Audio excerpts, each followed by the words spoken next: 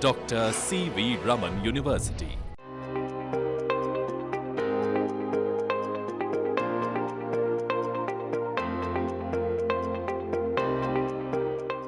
प्रिय शिक्षार्थियों नमस्कार। मैं डॉक्टर विशाखा वाजपेयी, सहायक प्राध्यापक संस्कृत विभाग, डॉक्टर सी.वी. रमन विश्वविद्यालय, करगी रोड, कोटा, बिलासपुर, छत्तीसगढ़। आज की हमारी कक्षा का शीर्षक है रघुवंशम तथा नैषधि चरितम महाकाव्य का संक्षिप्त परिचय। प्रिय शिक्षार्थियों, आज हम संस्कृत साहित्य के दो प्रमुख महाकाव्यों रघुवंशम तथा नैषधि चरितम के विषय में अध्ययन करेंगे। संस्कृत साहित्य में साहित्य अध्ययन की यह प्रक्रिया रही है कि हम कृतियों के अध्ययन को उनके रचनाकारों के परिचय के द्वारा आरंभ करते हैं। आज हम इन महाकाव्यों के परिचय आरंभ भी इन रचनाकारों के संक्षिप्त परिचय के साथ करेंगे। इसके पश्चात महाकाव्यों के प्रतिपाद्य विषय तथा प्रमुख सर्गों की विशिष्टता को प्रकाशित किया जाएगा। प्रत्येक महाकाव्य अपनी विशिष्ट साहित्यिक विशेषताओं से गहराई से उतरता है और व्यक्तिगत श्लोकों की जटिल व्याख्याओं सहित विस्तृत सर्ग विशिष्ट विश्लेषण के साथ समाप्त होता है। यह सुविचारित कार्य जटिल साहित्यिक कृतियों को गहन अकादमिक प्रक्रिया के लिए सरल बनाने का लक्ष्य रखता है, जिससे शिक्षार्थियों को न केवल कथात्मक सूत्रों बल्कि प्रत्येक महाकाव्य में निहित जटिल भाषाई, सौंदर्यवादी और दार्शनिक आयामों की सराहना करने के लिए प्रोत्साहित किया जाता है। हमारा यह अध्ययन दो कृतियों पर केंद्रित है जो संस्कृत साहित्य की आधारशिला के रूप में स्थापित है। कालिदास का रघुवंशम तथा श्रीहर्ष का नैषधि चरितम इनमें समाहित किया गया है। इनमें से प्रत्येक महाकाव्य अपनी अद्वितीय काव्य उत्कृष्टता, गहन कथात्मक गहराई और स्थायी सांस्कृतिक प्रभाव के लिए प्रसिद्ध है। रघुवंशम विशेष रूप से अपनी सुरुचिपूर्ण सादगी और रघुवंश द्वारा सन्निहित आदर्शों के अपने सजीव चित्रण के लिए प्रसिद्ध है। नैषधि चरितम इसके विपरीत अपनी जटिल विद्वतापूर्ण शैली और अपनी गहन दार्शनिक जटिलता के लिए प्रतिष्ठित है। ये दोनों महाकाव्य महाकवियों की काव्य कला, साहित्यिक विशिष्टता, भाषा शैली से सुविचारित शैक्षणिक प्रगति के विषय में ज्ञान प्रदान करते हैं। कालिदास का रघुवंशम, जिसे अक्सर अपनी अपेक्षाकृत अधिक सुलभ और सुरुचिपूर्ण शैली के लिए पहचाना जाता है। प्रिय शिक्षार्थियों, यही प्रारंभिक विशेषता एक आधार का निर्माण करता है जो हमें श्रीहर्ष की नैषधि चरितम की विशेषता वाली अधिक जटिल और अलंकृत साहित्यिक शैलियों के पठन के लिए तैयार करेगा। यह एक यादृच्छिक क्रम नहीं अपितु एक सुनियोजित शैली है जो छात्र को शास्त्रीय संस्कृत काव्यों की एक मूलभूत सराहना से अधिक और विद्वतापूर्ण कृतियों के उन्नत साहित्यिक विश्लेषण की ओर अग्रसर करेगा। चयनित किए गए महाकाव्यों में रघुवंशम तथा नैषधि चरितम में जटिलता में क्रमिक वृद्धि शिक्षार्थी के लिए एक इच्छित बौद्धिक प्रगति का तात्पर्य है कि वह शैली की विकसित पठन के लिए गहरी सराहना को बढ़ावा मिलेगा। रघुवंश तथा नैषधि चरितम का परिचय। इन कृतियों के विशिष्ट चयन, जिन्हें अधिकांशतः संस्कृत साहित्य के अध्ययन में संस्कृत महाकाव्य को पढ़ाने के लिए एक सुविचारित और आधिकारिक दृष्टिकोण को इंगित करता है। ये शास्त्रीय संस्कृत काव्य उपलब्धि के शिखर का प्रतिनिधित्व करते हैं। प्रत्येक साहित्यिक सिद्धांत, सौंदर्य शास्त्र और कथा परंपरा में विशिष्ट रूप से योगदान देते हैं। प्रिय शिक्षार्थियों, इन महाकाव्यों पर ध्यान केंद्रित करके उनकी शैली के किसी भी गंभीर अकादमिक अध्ययन के लिए विशेष रूप से आवश्यक है। यह चयन आपको सबसे प्रसिद्ध और ज्ञानवर्धक कृतियों से परिचित कराने के लिए एक सचेत निर्णय का संकेत देगा, जिससे एक उच्च अकादमिक मानक स्थापित और उन्हें विशाल संस्कृत साहित्यिक परंपरा के भीतर एक मान्यता प्राप्त पदानुक्रम और महत्व की ओर निर्देशित किया जाता है। प्रिय शिक्षार्थियों, अब हम महाकवि कालिदास द्वारा रचित रघुवंश महाकाव्य के अध्ययन को आरंभ करते हैं। महाकवि कालिदास की जीवन कृतियों और साहित्यिक प्रतिभा के विषय में अध्ययन करने पर हम सर्वप्रथम महाकवि कालिदास के विषय में अध्ययन करेंगे। महाकवि कालिदास, जिन्हें संस्कृत साहित्य का एक अमूल्य रत्न माना जाता है, यह एक ऐसे ख्याति लब्ध विद्वान के रूप में प्रतिष्ठित है जिनका ऐतिहासिक विवरण काफी अस्पष्ट है। उनके जीवन और परिचय, शिक्षा आदि के विषय में निश्चित ऐतिहासिक साक्ष्य दुर्लभ है। इस विषय में उचित जानकारी के अभाव में उनकी समय सीमा के बारे में भी विभिन्न सिद्धांतों को जन्म दिया है। लोकप्रिय परंपरा उन्हें पहली शताब्दी ईसा पूर्व में व्यापक रूप से पौराणिक राजा विक्रमादित्य के 9 रत्नों अर्थात 9 रत्नों में से एक के रूप में मानती है। यह व्यापक रूप से स्वीकृत विश्वास भारतीय संस्कृति और बौद्धिक उत्कर्ष के स्वर्ण युग में उन्हें कथित संबंध को रेखांकित करता है। ऐतिहासिक रूप से दूसरा पक्ष जो कुछ भारतीय शिक्षाविदों और पश्चिमी शिक्षाविदों से संबंधित है। इनका मानना है कि ये 5वीं शताब्दी ईस्वी में गुप्त काल के समय के हैं।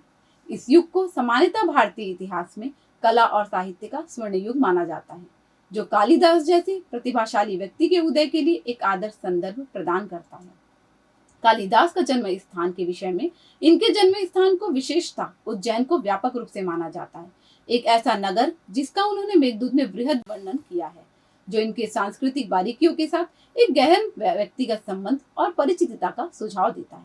इसके अतिरिक्त उत्तराखंड, कश्मीर, बंगाल और उड़ीसा सहित अन्य प्रस्तावित जन्म स्थान में भी लोक कथाओं, क्षेत्रीय गौरव और उनके कार्यों से अवलोकन के आधार पर अनुमानों पर उनके जन्म स्थान को माना जाता है, जिनमें महत्वपूर्ण ऐतिहासिक पुष्टि का अभाव है। कालिदास एक शिव भक्त थे। यह तथ्य उनके रघुवंश, जहाँ वे शिव और पार्वती को ब्रह्मांड के माता पिता के रूप में स्तुति करते हैं, इस मंगलाचरण से पुष्ट होता है। विक्रमोर्वशीयम और मालविकाग्निमित्रम जैसे कार्यों में उनके मंगलाचरण से स्पष्ट है। प्रिय शिक्षार्थियों, उज्जैन में महाकाल मंदिर के उनके सजीव वर्णन से उनकी गहरी श्रद्धा और भी उजागर होती है। भारतीय लोक कथाओं में गहनता से निहित एक लोकप्रिय किंवदंती विद्वान राजकुमारी विद्योत्तमा से उनके विवाह, उनकी प्रारंभिक गहन अज्ञानता की स्थिति और उनकी पत्नी की नाराजगी से प्रेरित होकर एक महान कवि के रूप में उनके चमत्कारी परिवर्तन का वर्णन करती है। ये कथा हालांकि एक किंवदंती मानी जाती है, व्यक्तिगत विज्ञान में ज्ञान और दिव्य हस्तक्षेप की परिवर्तनकारी शक्ति को रेखांकित करती है। प्रिय शिक्षार्थियों, कालिदास का विपुल साहित्यिक उत्पादन विभिन्न शैलियों में प्रसारित है, जो उनकी बहुमुखी प्रतिभा को प्रदर्शित करता है। उन्होंने 3 नाटक, 2 महाकाव्य और 2 खंडकाव्य की रचना की है। उनका सबसे प्रसिद्ध कार्य अभिज्ञान शाकुंतलम एक विश्व प्रसिद्ध नाटक, जिसका कई भाषाओं में अनुवाद किया गया है, जो राजा दुष्यंत और ऋषिपुत्री शकुंतला की मार्मिक प्रेम, अलगाव और अंततः पुनर्मिलन को दर्शाता है।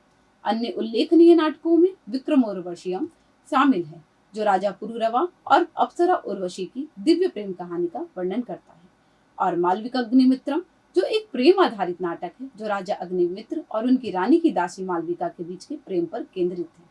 उनके महाकाव्य में रघुवंशम शामिल है, जो रघुवंश की गौरवशाली वंशावली जो भगवान राम के पूर्वजों का वर्णन कर रही है, और कुमार संभवम जो भगवान शिव और देवी पार्वती की दिव्य प्रेम कहानी का विस्तृत वर्णन करता है, जो कार्तिकेय के जन्म में समाप्त होता है।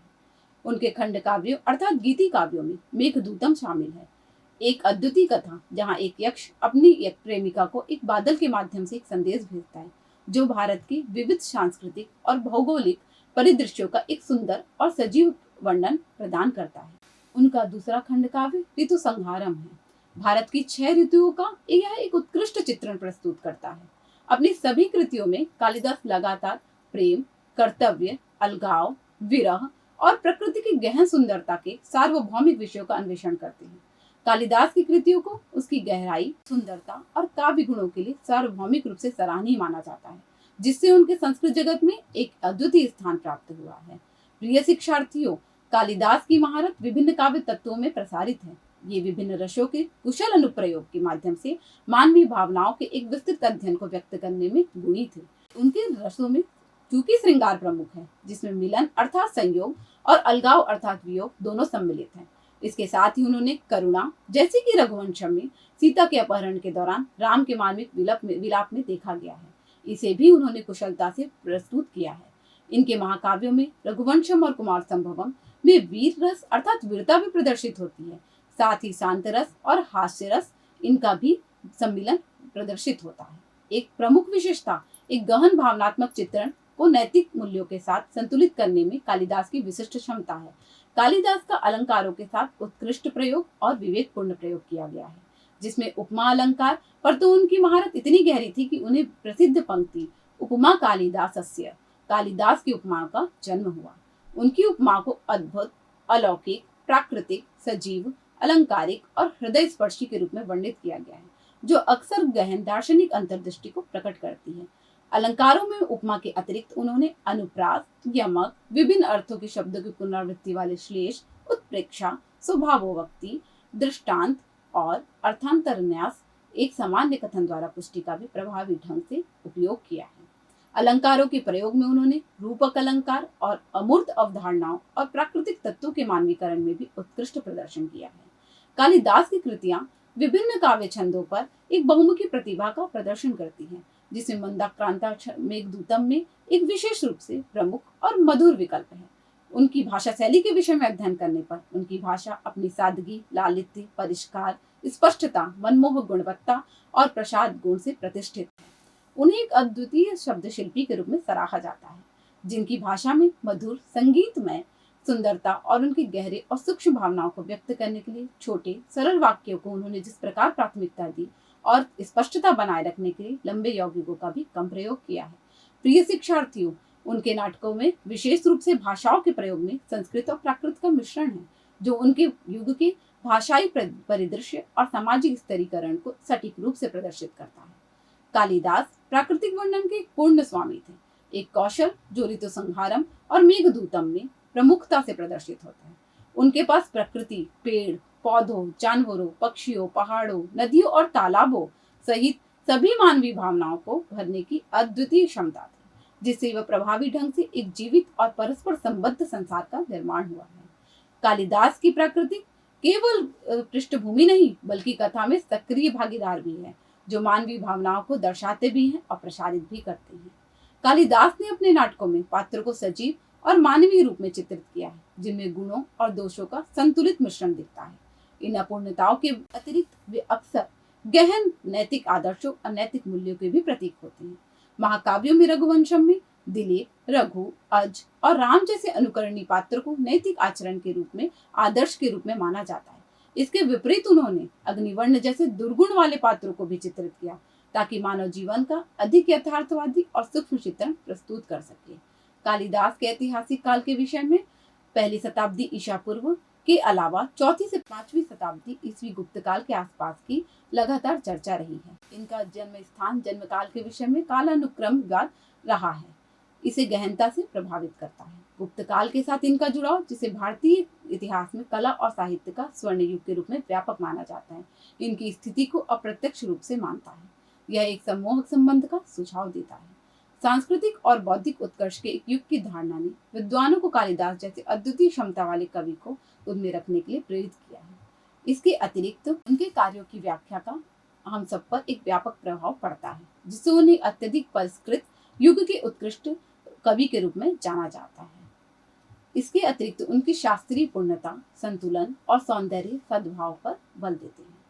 कालिदास का विशिष्ट कलात्मक दृष्टिकोण प्रकृति को मानवीकृत करने और उसे मानवीय भावनाओं से परिपूर्ण करने की उनकी अद्वितीय क्षमता, साथ ही आदर्श गुणों और संबंधित मानवीय स्वभाव दोनों को प्रदर्शित करने वाले पात्रों का उनका चित्रण स्थायी और सार्वभौमिक एक प्राथमिक कारक है। यह विधि एक साहित्यिक जगत का निर्माण करती है, जो भावनात्मक रूप से प्रतिध्वनित और मनोवैज्ञानिक रूप से समृद्ध है, जो विशिष्ट सांस्कृतिक और लौकिक सीमाओं को पार करती है। इनकी नींव प्रकृति, प्राकृतिक दुनिया और मानव मनोविज्ञान की जटिलताओं और दोनों के गहन अवलोकन में इनकी रचनाएं निहित है। परिणाम यह है कि उनके कार्य कालातीत और सदियों से पाठकों और विद्वानों के लिए एक निरंतर प्रेरणा बनी हुई है। यह हमें दर्शाता है कि सार्वभौमिक मानवीय अनुभवों और भावनाओं को संबंधित और सजीव रूपों के माध्यम से प्रस्तुत करना स्थायी साहित्यिक महत्व प्राप्त करने में एक प्रमुख निर्धारक तत्व है, जिससे उनके शास्त्रीय कार्यों की शाश्वत प्रासंगिकता और पहुंच सुनिश्चित होती है।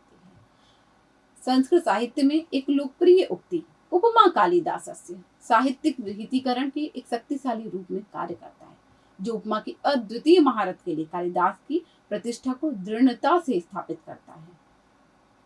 साहित्यिक विहितीकरण के लिए यह उनके एक शक्तिशाली रूप में कार्य करता है।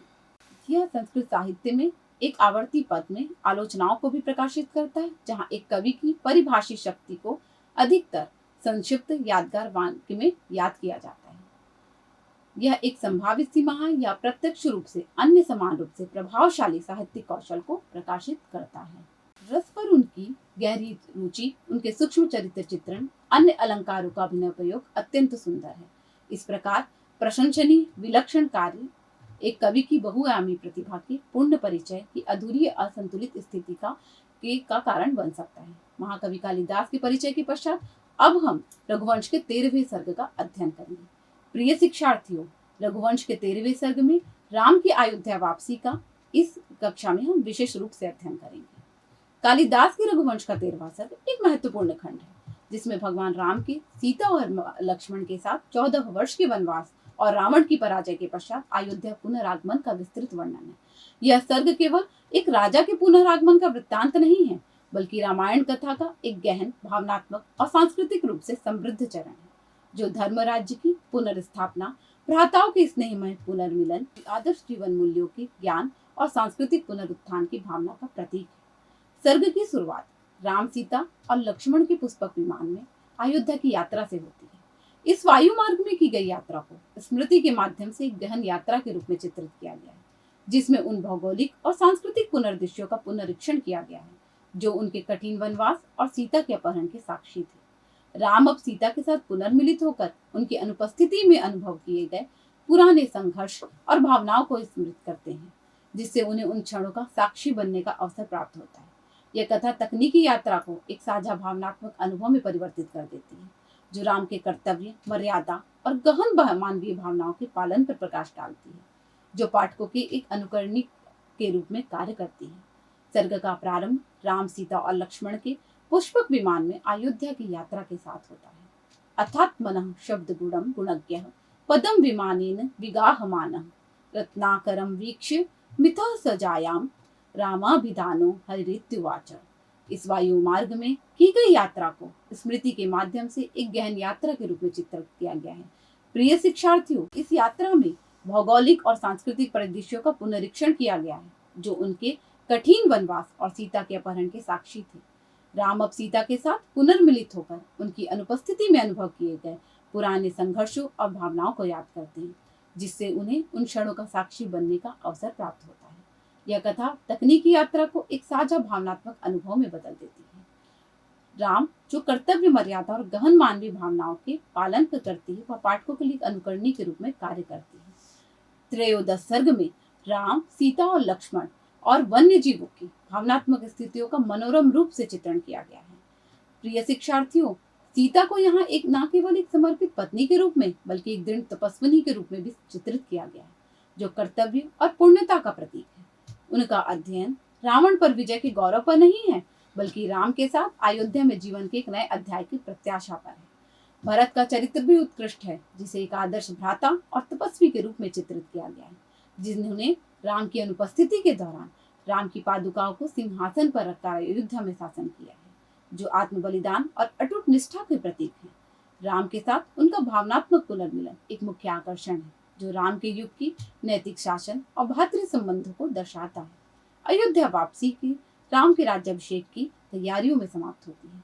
इस सर्ग में वह नगर जिसने 14 वर्षों तक अपने राजा का इंतजार किया है, इस भाव के वर्णन को सरयू नदी के संबंध में किया गया है, और लंका से अयोध्या तक का पूरा मार्ग राम के संवादों के माध्यम से सजीव रूप से, विस्तृत रूप से चित्रित किया गया है, जिससे भौगोलिक वातावरण जीवंत हो जाता है।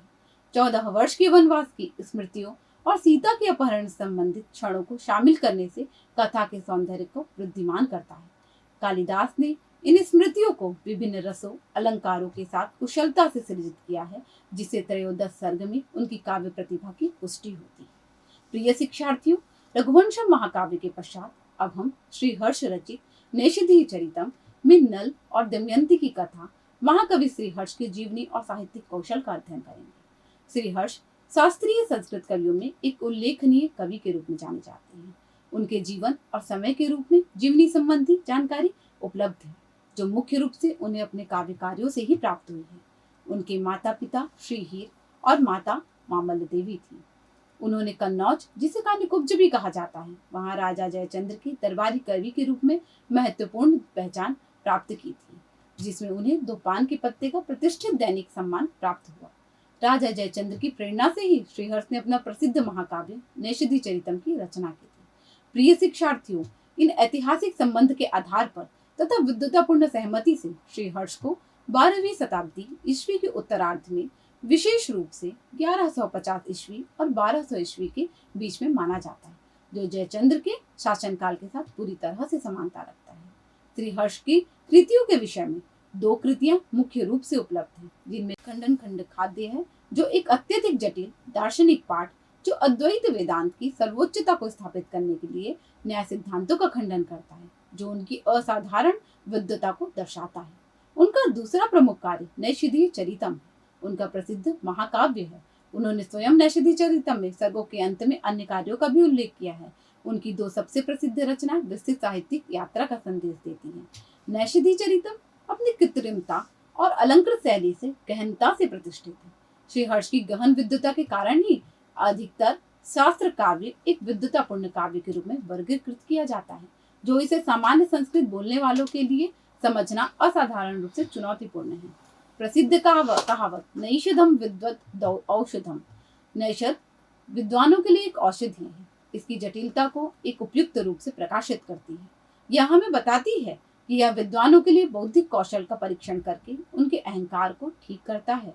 श्री हर्ष के महाकाव्य को अक्सर उनके पूर्ववर्तियों भारवी और माघ के कार्यों से श्रेष्ठ माना जाता है। यह दावा प्रतिस्पर्धी श्लोकों में भी निहित है। तावत बा भारवेर भाति यावन माघस्य नोदया उदिते तू नैषधे काव्ये क्व माघे क्व च भारवी। जो माघ, यह श्लोक न केवल नैषधि चरितम की कथित उत्कृष्टता को प्रकाशित करता है, बल्कि शास्त्रीय संस्कृत कवियों के बीच साहित्यिक प्रतिस्पर्धा की प्रचलित संस्कृति को भी दर्शाता है। नैषधि चरितम अपनी कृत्रिमता और अलंकृत शैली से गहनता से प्रतिष्ठित है, जो इसे सामान्य संस्कृत बोलने वालों के लिए एक चुनौतीपूर्ण माना जाता है। नैषध प्रसिद्ध कहावत, जिसका हमने पूर्व भी वर्णन किया है, नैषिदम विद्वत औषधम। नैषध विद्वानों के लिए एक औषधि है जो इसकी जटिलता को प्रकाशित करती है। यह हमें सुझाव देती है कि हमें विद्वानों के बौद्धिक कौशल का परीक्षण करती है। श्री हर्ष की कविता कृत्रिमता और भव्यता की प्रचुरता से निहित है। यह शैलीगत पसंद, कभी विषयों की मौलिकता तो कभी भाषाओं की अधिकता, एक ही विचार की विभिन्न शब्दों में दोहरावपूर्ण अभिव्यक्ति की ओर ले जाती है। यह अक्सर दूर की कल्पना और अतिशयोक्ति का उपयोग करते हैं। प्रिय शिक्षार्थियों, इनकी कल्पनाशील क्षमता को इनकी रचनाएं प्रकाशित करती हैं। अक्सर कार्य की समग्र जटिलता और पाठक के लिए कभी कभी अस्पष्टता में भी यह योगदान देता है। श्री हर्ष को मुख्य रूप से श्रृंगार रस के कवि के रूप में जाना जाता है, जिसमें प्रेम के मिलन वाले पक्ष पर विशेष ध्यान दिया जाता है। कृत्रिमता के विषय में आलोचनाओं के अतिरिक्त श्री हर्ष शब्द क्रीड़ा के एक निर्विवाद स्वामी हैं।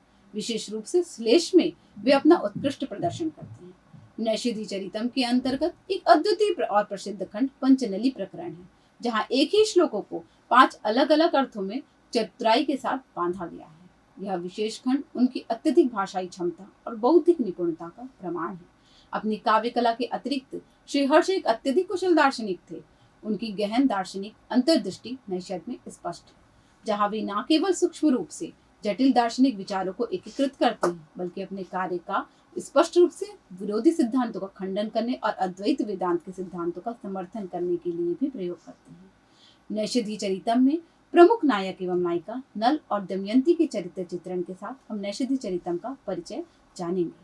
नैषधि चरितम के नायक नल को एक आदर्श नायक के रूप में चित्रित किया गया है, जो न केवल शारीरिक सुंदरता बल्कि गहन आंतरिक गुणों, नैतिक अखंडता और अनुकरणीय नेतृत्व का भी प्रतीक है। निपीय यस्य क्षितिरक्षिणः कथा तथा द्रियन्ते नबुधा सुधामपि नल स्थितक्षत्रित कीर्तिमंडल सराशि राशिन महसाम महोज्ज्वल। नल का तेज केवल शारीरिक चमक से अधिक चित्रित किया गया है। यह केवल एक आंतरिक शक्ति है जो बाहर की ओर विकीर्ण होती है, जो उनकी दृष्टि, भाषण, आचरण और समग्र प्रभाव में प्रकट होती है। प्रिय शिक्षार्थियों, उनके चेहरे की काव्यात्मक तुलना भगवान शिव के माथे को सुशोभित करने वाले चंद्रमा से की गई है, जो एक शांत लेकिन गहन रूप से उज्जवल आभा का सुझाव देती है।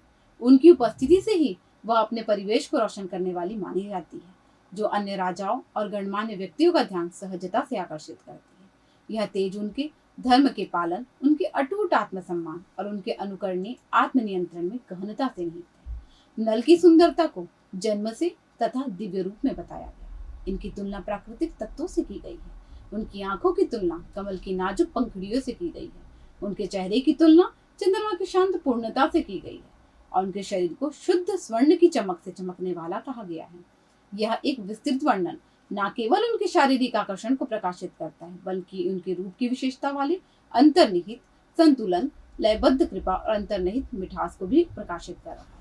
दमयंती का नल के प्रति गहरा आकर्षण केवल रूप से नहीं है, बल्कि वह अपनी बाहरी सुंदरता की अभिव्यक्ति के माध्यम से उनके गहरे आंतरिक गुणों को भी समझती है और उनकी ओर आकर्षित होती है। नल को भारतीय संस्कृति में सर्वोत्कृष्ट पुरुष के रूप में जाना जाता है। पुरुषार्थ चतुष्टय के वे प्रतीक हैं और नरश्रेष्ठ की अवधारणा का उदाहरण है। उन्हें लगातार एक न्यायपूर्ण शासक, एक अटूट सत्यनिष्ठा वाला व्यक्ति, आत्म बलिदानी, गहन रूप से गुणी और दमयंती के प्रति गहरा प्रेम रखने वाला चित्रित किया गया है।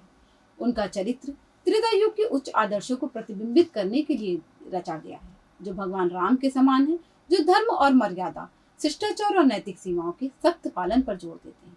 वह एक आदर्श पुत्र, एक समर्पित पति, एक वफादार दोस्त और एक कुशल प्रशासक के रूप में कार्य करते हैं, जिसमें वह एक सांस्कृतिक प्रतीक बन जाते हैं। नैषधि चरितम की नायिका दमयंती की असाधारण सुंदरता, साहस और अटूट भक्ति वाली महिला के रूप में चित्रित किया गया है। उनकी सुंदरता को अद्वितीय एवं असाधारण बताया गया है, इतनी मनमोहक कि यह देवताओं को भी मोहित कर लेती है, जो स्वयं उनसे विवाह करने की इच्छा रखते हैं।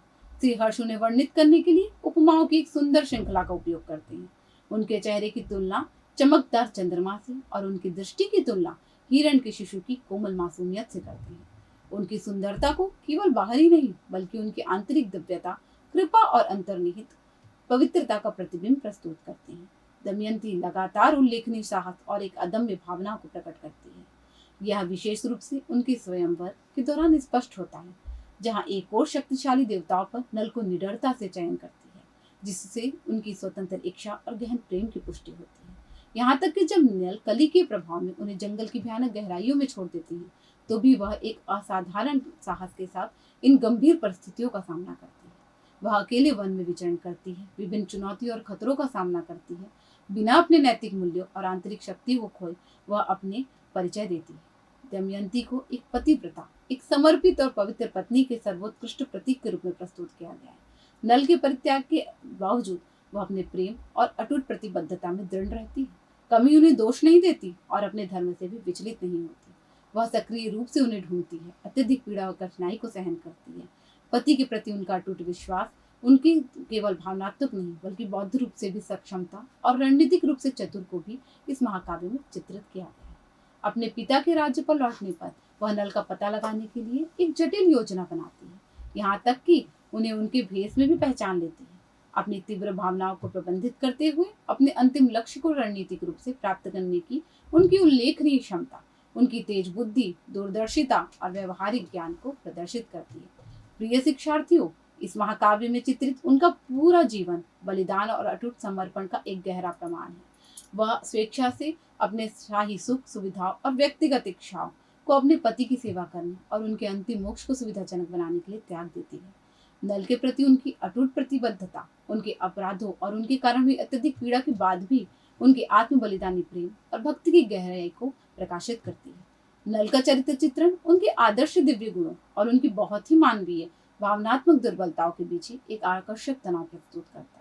उन्हें आदर्श नायक के रूप में चित्रित किया गया है, जो उच्चतम गुणों और नरश्रेष्ठ की अवधारणा का प्रतीक है, जिसमें दिव्य सुंदरता है, फिर भी विरोधाभासी रूप में वह प्रेम से पीड़ित है, अपनी बेचैनी को नियंत्रित करने में असमर्थ है और अपनी आंतरिक उथल पुथल को छुपाने के लिए उदासी का नाटक जैसे सूक्ष्म छल का भी सहारा लेते हैं। यह द्वंद्व चरित्र चित्रण में कोई दोष नहीं माना जाता, बल्कि संभवतः श्री हर्ष का महाकाव्य इसे संबंधित करने का एक तरीका है, जबकि अभी भी वह वीरता आदर्श को बनाए रखने के लिए किया गया है। व्यापक रूप से निहितार्थ यह है कि सबसे परिपूर्ण या दिव्य रूप से संपन्न प्राणी भी प्रेम की शक्तिशाली सार्वभौमिक मानवीय भावना के प्रति संवेदनशील होते हैं।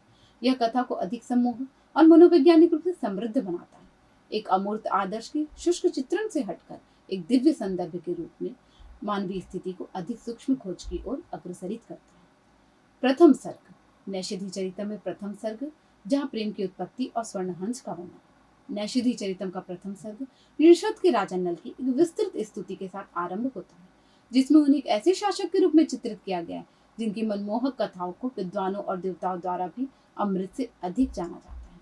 उनकी प्रसिद्धि इतनी व्यापक बताई गई है कि यह एक सफेद छाती के रूप में कार्य करती है और उन्हें वैभव और उत्सवों के एक उज्जवल प्रतीक के रूप में वर्णित किया गया है।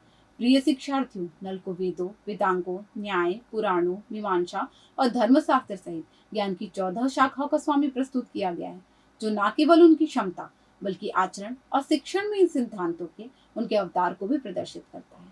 उनके शासनकाल की विशेषता धार्मिकता है, जो आपदाओं को समाप्त करती है और दुर्भाग्य को उनकी रोती हुई शत्रु रानियों की आंखों में शरण लेने के लिए विवश करती है। उनके योद्धा युद्ध में कुशल, चंद्रमा की तरह सफेद प्रसिद्धि का एक ताना बाना बुनते हैं, जो दिशाओं को सुशोभित करता है। नल की शक्ति ऐसी है कि यहाँ तक कि विरोधाभासी तत्व भी भय के कारण अपना विरोध छोड़ देते हैं, और उनकी उदारता इतनी विशाल है कि वह गरीबी को भी गरीब बना देती है। नल की शारीरिक सुंदरता का वो अद्वितीय विस्तार से वर्णन किया गया है जो चंद्रमा और कमल को भी पार कर जाती है, जिसमें प्रत्येक विशेषता को सावधानीपूर्वक प्रस्तुत किया गया है। प्रिय शिक्षार्थियों, विदर्भ के राजा भीम की पुत्री राजकुमारी दमयंती विभिन्न दूतों, भाटों और ब्राह्मणों से नल की अद्वितीय सुंदरता और गुणों के बारे में सुनती है, जिससे उनका गहन भावनात्मक लगाव होता है। वह उनके स्वप्नों में नल की कल्पना करती है और चित्रों के माध्यम से उनके पुण्य मिलन की पुष्टि करती है। नल बदले में दमयंती की मनमोहक सुंदरता और गुणों के बारे में सुनते हैं, जिससे उन्हें उनसे गहरा प्रेम होता है और वे लालसा से पीड़ित हो जाते हैं। कामदेव, प्रेम के देवता, नल के प्रति ईर्ष्या रखते हुए उन्हें सुंदरता में पार करने के लिए इस अवसर का लाभ उठाते हैं और दमयंती को अपने अप्रतिरोधी हथियार के रूप में उपयोग करके नल को जीत लेते हैं। नल का अंतर्निहित उच्च साहस और ज्ञान इस बढ़ते प्रेम के कारण उनकी बढ़ती बेचैनी को नियंत्रित करने के लिए अपर्याप्त सिद्ध होता है। दमयंती के साथ उनकी काल्पनिक वार्तालाप और संगीत प्रदर्शन के दौरान उनके बेहोश होने के क्षण केवल भाग्य को ही ज्ञात होते हैं। जैसे जैसे उनके प्रेम प्रीत लक्षण तेजी से स्पष्ट होते हैं, नल जो अपने आत्मनियंत्रण के लिए प्रसिद्ध थे, वे भी अपने आत्मनियंत्रण में नहीं होते। अपनी आंतरिक उथल पुथल से अभिभूत होकर और सार्वजनिक जात से राहत पाने के लिए नल नगर के पास एक एकांत उद्यान में जाने का फैसला करते हैं। उनकी यात्रा का सजीव चित्रण किया गया है, जिसमें उनके तेज घोड़े और उनके द्वारा उठाई गई विशाल धूल शामिल है, जो पृथ्वी को अपनी गति के लिए बहुत छोटी घोषित करते हुए प्रतीत होते हैं और यहाँ तक कि समुद्र को भी ठोस बनाने का प्रयास करती है। प्रिय शिक्षार्थियों, इस एकांत उद्यान में नल को एक स्वर्ण हंस मिलता है। उनके अद्वितीय सुनहरे रंग और मनमोहक हरकतों से वह उसे पकड़ लेते हैं। हंस एक दयनीय और मधुर आवाज में अपनी रिहाई के लिए विनती करता है, जिससे नल की आंखों में आंसू आ जाते हैं। होश में आने पर हंस नल को एक दूत के रूप में कार्य करने और दमयंती के प्रेम को विजय प्राप्त करने में सहायता प्राप्त करने का वादा करता है। यदि उसे रिहा कर दिया जाए तो नल हंस को देखने और उनकी विनती सुनने की अपनी इच्छा पूरी होने के पश्चात उसे रिहा कर देते हैं। यह स्वर्ण हंस बाद में नल और दमयंती के बीच एक महत्वपूर्ण दूत बन जाता है, जो महाकाव्य की बाद के सर्गों के लिए एक मंच तैयार करता है। नल और दमयंती के बीच में एक दूत के रूप में स्वर्ण हंस की महत्वपूर्ण भूमिका है। यह एक साधारण कथानक उपकरण से परे है। प्रिय शिक्षार्थियों, यह भाग्य के हस्तक्षेप, दिव्य इच्छा या शायद महाकाव्य कथाओं से निहित यथार्थवाद का प्रतीक है। हंस का अद्वितीय सुनहरा रंग और मनमोहक कलाएं केवल वर्णनात्मक नहीं, वे अत्यधिक शैलीबद्ध हैं और सीधे श्री हंस के अलंकृत और कृत्रिम साहित्यिक अलंकरण की ओर इशारा करते हैं। अंतर्निहित कारक नल और दमयंती के बीच भौगोलिक और सामाजिक दूरी को कम करने के लिए कथा को एक तंत्र की आवश्यकता है। हालांकि श्री हर्ष की इस कार्यात्मक तत्व को इतने विस्तृत काव्य कला से ऊंचा करते हैं कि हंस एक जादुई लगभग अलौकिक गाय में बदल जाता है। परिणाम यह है कि ऐसा प्रतीत होता है कि साधारण कथानक एक कलात्मक प्रदर्शन के लिए वस्तु में बदल जाता है, जो कवि की यथार्थवाद पर जटिल भाषाई और कल्पनाशील निर्माण के लिए समग्र प्रसंग को प्रदर्शित करता है। यह नैषधि चरितम की अलंकृत और विद्वतापूर्ण प्रकृति को रेखांकित करता है, जहाँ कथात्मक भी कलात्मक प्रदर्शन के लिए एक वाहन के रूप में जाने जाते हैं। आज हम अपनी इस कक्षा को रघुवंशम तथा नैषधि चरितम के संक्षिप्त परिचय के साथ समाप्त करते हैं। नमस्कार।